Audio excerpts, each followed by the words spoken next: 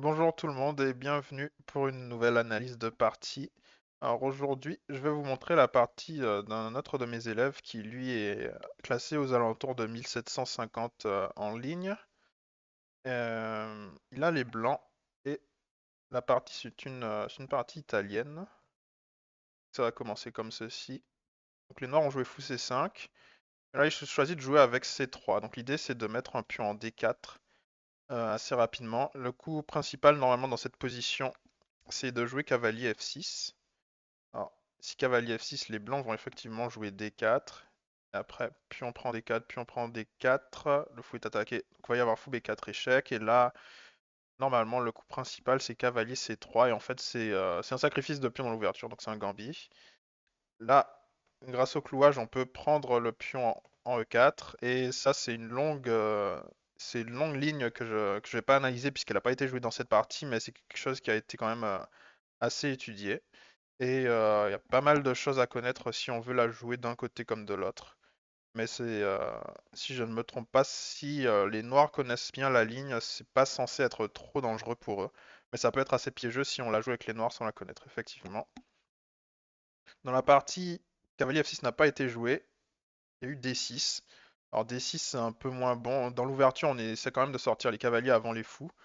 Et surtout le coup cavalier F6, il permettait de contre-attaquer au centre avec l'attaque du cavalier sur le pion E4.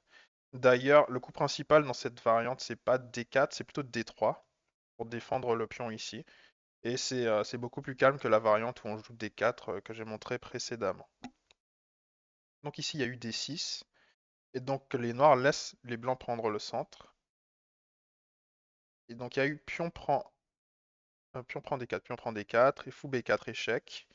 Alors à noter qu'il n'y a pas vraiment de bonne alternative ici. Le coup D6 il est un peu imprécis. Si on fait fou B6 par exemple, là on va perdre un pion après pion prend E5. Et si les noirs reprennent du pion, là on va échanger les dames. Là, échec. On peut reprendre de deux manières. Si on fait cavalier prend, là le pion E5 n'est plus protégé. Et si on reprend du roi, c'est le pion F7 qui n'est plus protégé. Et si on reprend du cavalier, ça revient au même. On peut échanger. Et ici, soit on peut échanger les dames et ensuite prendre F7, soit on peut carrément prendre F7 tout de suite. Évidemment, il n'y a pas roi prend F7 parce que la dame serait en prise. Donc là, il y aurait forcément roi ici. Et là, je pense qu'on peut échanger les dames sans problème.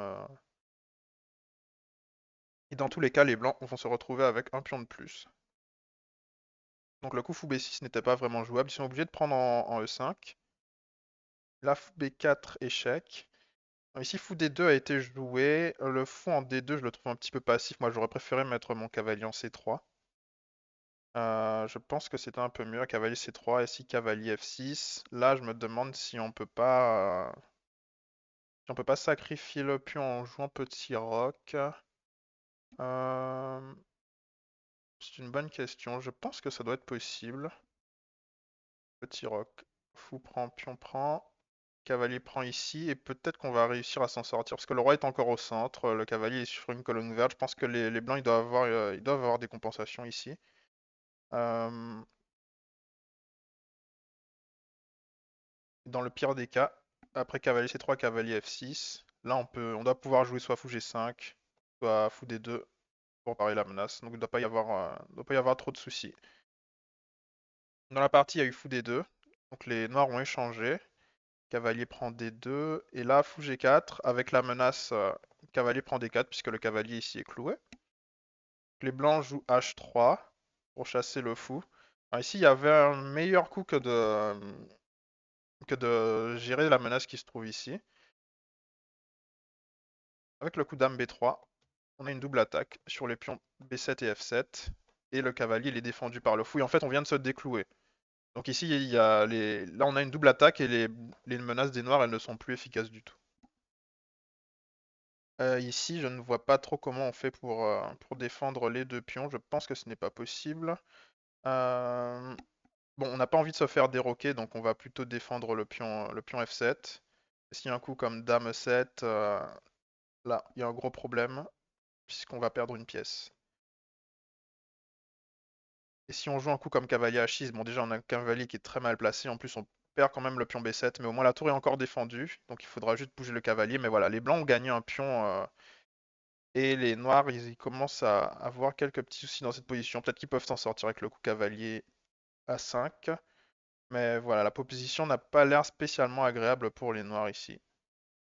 Ils ont déjà perdu un pion, les blancs ont le centre, et c'est eux qui ce sont les noirs qui se font attaquer. Donc ici H3, bon c'est pas un mauvais coup, mais Dame B3 était plus agressif. En fait, ce qu'il faut comprendre ici, c'est que les noirs ont une menace, mais on n'est pas forcément obligé de réagir à la menace de son adversaire. On peut simplement créer une menace qui est encore plus forte, donc avec le coup Dame B3. Donc ici, il y a eu Roc et Cavalier prend D4, donc la menace elle n'a pas été parée. Donc les noirs ont gagné un pion ici, mais l'avantage c'est qu'on a des compensations grâce à l'activité des pièces blanches. Ici, les blancs, ils ont une avance de développement. Ils ont roqué. Le cavalier, il est encore en G8. Donc il va falloir le sortir. Ensuite, il va falloir roquer pour terminer le développement chez les noirs. Et pendant ce temps-là, les blancs vont pouvoir commencer à attaquer parce qu'ils ont sorti toutes leurs pièces mineures et leur dame peut aussi venir créer de menaces si nécessaire. En tout cas, ici, les blancs doivent trouver un moyen d'exploiter leur avance de développement.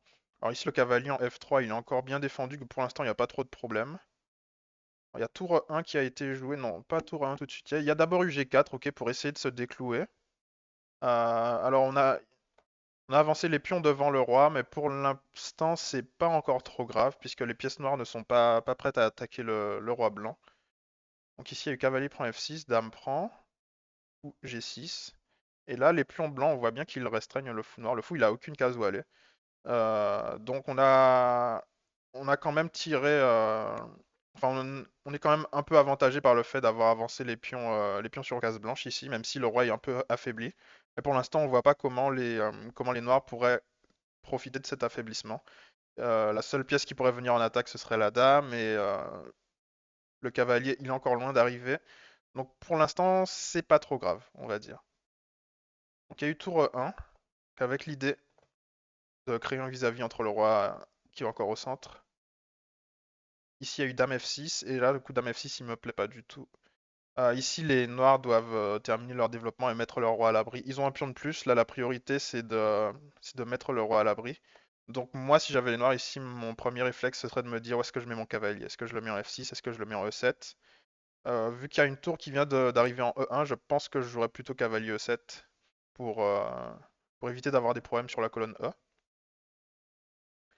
Et ici, bon, je pense que les blancs doivent avoir encore pas mal d'activités. Je pense qu'il doit y avoir un coup comme celui-ci, par exemple, dame B3, avec, à la fois avec l'idée dame prend B7 et aussi l'idée F4 pour enfermer le fou avec le coup F5.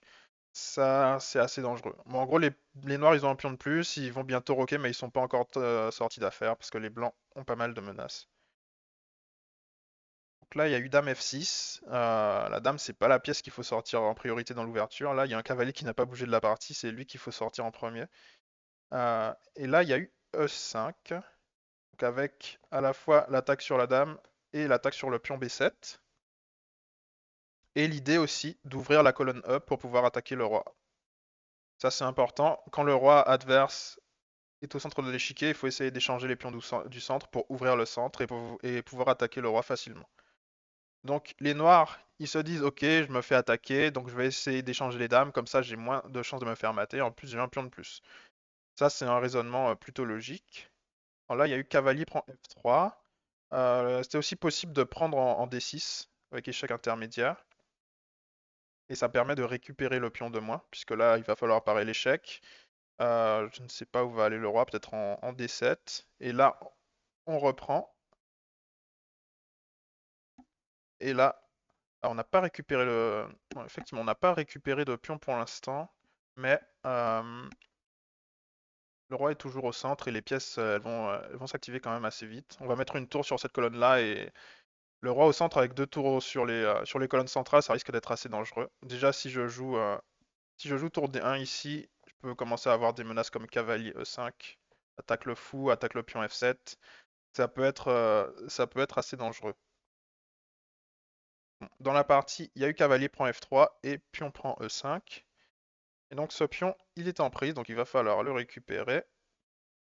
Donc il y a eu tour prend E5. Alors moi j'aurais préféré prendre du cavalier avec l'idée de menacer un échec à la découverte ici. Par exemple là si je fais cavalier prend G6, je gagne une pièce et en plus je vais manger la tour. Donc là je pense que pour parer la menace, il faudra certainement jouer un coup comme cavalier E7. Et peut-être qu'on peut commencer à embêter les noirs avec un coup comme celui-là, fou B5. Et fou B5 ça m'a l'air assez pénible. Ici on peut pas jouer C6, parce que là je peux prendre et profiter du clouage. 6, puis on prend. Et là, le roi, il va être obligé d'aller soit en D8, soit en F8, il va plutôt aller en D8, et on va gagner la tour, et on aura une qualité et un pion de plus, donc on sera gagnant en finale. Donc le coup C6 n'est pas possible. Si les noirs vont par là, on va simplement ramener la tour. Échec. Et là, on a une activité l'activité de nos pièces, elle est vraiment extrêmement élevée. Ça compense largement le pion de moins. Ici, je pense que les blancs sont pas loin d'être gagnants. Dans la partie, il y a quand même eu tour prend E5. Et là, les noirs ne doivent pas se tromper. Ils ont joué un coup qui perd la partie, malheureusement. Ici, pour s'en sortir, il faut jouer le coup roi F8. Donc accepter de se faire déroquer.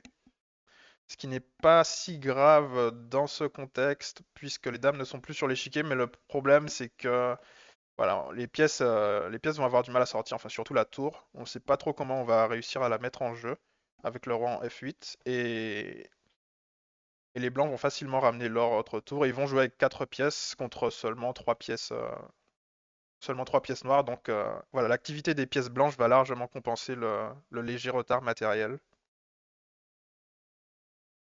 Et ici, il y a eu une grosse erreur de la part des noirs. Ils se sont dit, ok, bah, je vais sortir mon cavalier.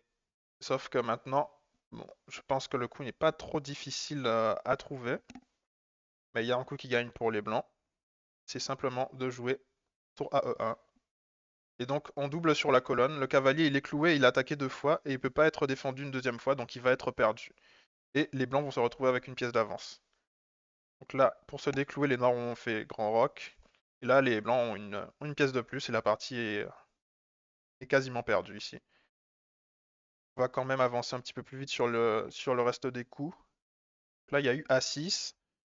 Clairement, je pense pas que ce soit la priorité. Ici, il faut peut-être essayer activer les tours, mais là, bon, la position est perdante, mais il faut quand même essayer de se battre. Peut-être quelque chose, je sais pas moi, peut-être comme chose comme tour D6. Ah, mais tour D6, il y a tour 8 qui échange les pièces. C'est déjà très compliqué de trouver un coup en fait, un coup raisonnable qui n'échange pas de matériel. Et A6, il y a eu fou prend F7 qui gagne un pion. Là, les noirs échangent, ils devraient pas en principe, mais il n'y a pas vraiment d'autres bons coups, ils n'avaient pas trop le choix. Tour prend. J'attaque le pion ici. Alors, je pense qu'ici, les noirs doivent jouer tour D7 pour ne pas laisser le pion G7 en prise. Ils ont joué G6 et le problème c'est que maintenant il y a 2 tours en septième rangée et 2 tours en septième rangée. Alors déjà une tour en septième rangée c'est très fort, mais alors 2 tours c'est absolument infernal. C'est quasiment impossible de défendre contre ça parce que là il va y avoir des échecs. Tous les pions de la septième rangée en fait vont se faire manger et là il y a pas moyen de se sortir. Déjà on a une pièce de moins, mais là c'est sûr que c'est terminé. Donc C6, hop. Et là, on a gagné 3 pions. Et dans cette position, pour gagner le plus rapidement possible, je pense que le plus simple, c'est d'aller ramener le cavalier. J'aurais joué cavalier E5 ici avec l'idée de manger en C6 et il y aura eu un mat assez rapide. Dans la partie, il y a eu roi G2. De toute façon, les blancs ont une pièce et 2 pions de plus, il peut pas leur arriver grand-chose. Bon, ils ont préféré défendre leur cavalier, peut-être qu'ils n'ont pas eu l'idée de ramener le cavalier en attaque. La partie a continué comme ceci.